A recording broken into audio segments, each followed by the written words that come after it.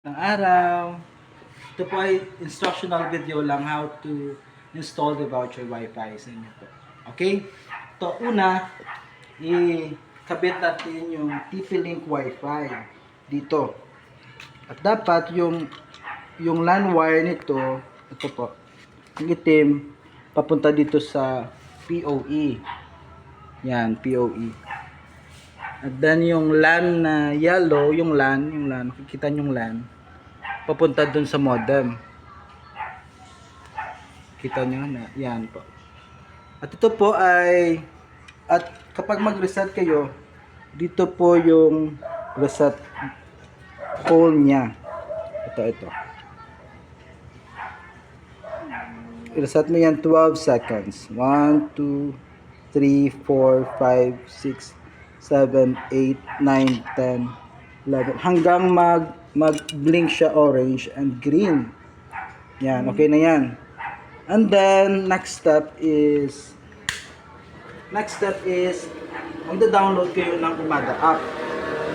Ito po yung Umada app. Ito yung Umada app. Yan. Pag nag-open kayo ng Umada app, makikita nyo na meron dong controller mode, standalone mode. Yung pipiliin mo ay standalone mode. And after ng standalone mode, makikita mo na yung EAP 110 kapag nag-connect ka po sa TP-Link SSID ng device yan. TP-Link SSID ng device yan. Kasi kapag hindi ka connected doon, nang hindi mo makikita yung EAP 110 dito na tab. So, i-click mo ito, yung EAP 110 auto. Click mo yan. And then, let's get started. Yan. Dito po, ilalagay nyo po yung device username and password. Lagay mo po ng Umada. And then, Umada 1, 2, 3. Yan. Next. And then, AP mode.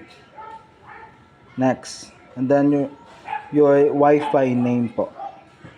Lagay mo po TP-Link and then TP-Link 1, 2, 3, 4. Yan. The next. Ito screenshot nyo po para may basis tayo mamaya kapag mag-activate tayo. Screenshot. Yan, screenshot.